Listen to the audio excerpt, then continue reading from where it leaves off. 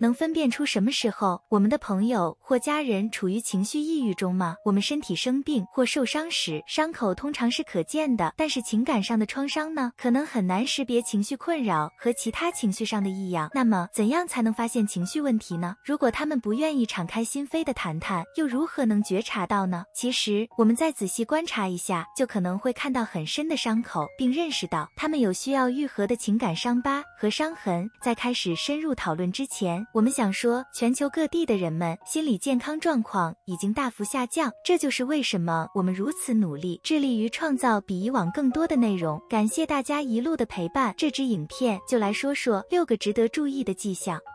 1、回避谈论某些话题。有没有注意到，当话题朝着某个方向发展时，他们就会试图岔开话题，也许是家庭、约会或特定的人，不管是什么，只要略有沾边，他们就会有抵触情绪，或者干脆闭口不谈。这可能意味着他们觉得谈论这件事太痛苦了，他们可能经历过一些创伤，不想再次经历。如果注意到他们回避谈论某件事，最好的办法就是随他们去，给他们时间疗伤，是一个爱他们的人可以表示支持的事。2、让自己消沉。有没有觉得当赞美他们时，他们缺乏自信？以拒绝承认别人的赞美作为回应，被夸赞时，他们开始感到不舒服。他们的头脑开始充满自我怀疑。对于有情绪问题或创伤的人来说，自卑是很常见的。也许他们在小时候或者成年后，这些观点就变得根深蒂固了。也许他们被欺负或虐待过，现在他们似乎不能爱自己，或认为自己值得被爱。3、看起来总是很累。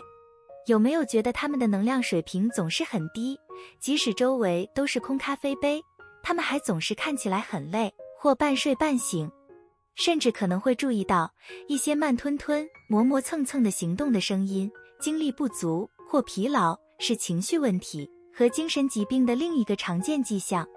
由于失眠或多巴胺等重要激素水平低，过去的创伤或抑郁症等心理障碍可能会让人感到疲倦和昏昏沉沉。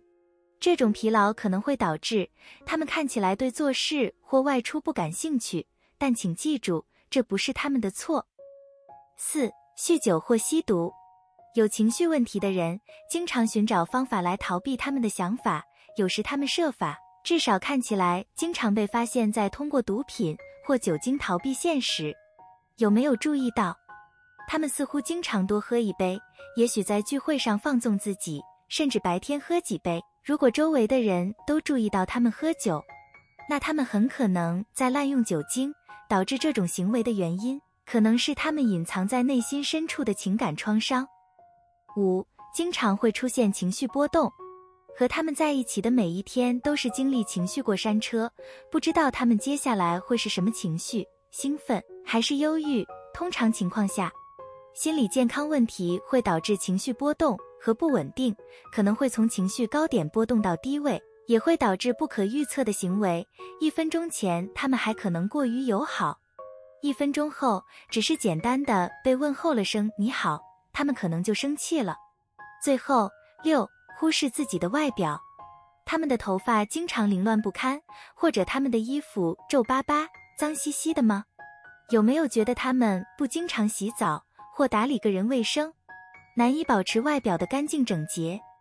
是精神问题的一个常见迹象，这很容易被其他人注意到。一个痛苦的人可能会发现很难再有精力关注他们的外貌，他们可能不再刷牙或停止使用除臭剂。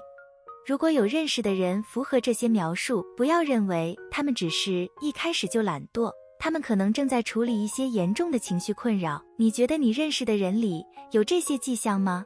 你觉得他们可能是在隐藏情感上的痛苦吗？如果有，要小心处理这种情况。如果他们还没准备好谈谈，不要试图逼迫他们，但可以告诉他们已经注意到他们似乎有点低落了，并知会他们你一直在他们身边。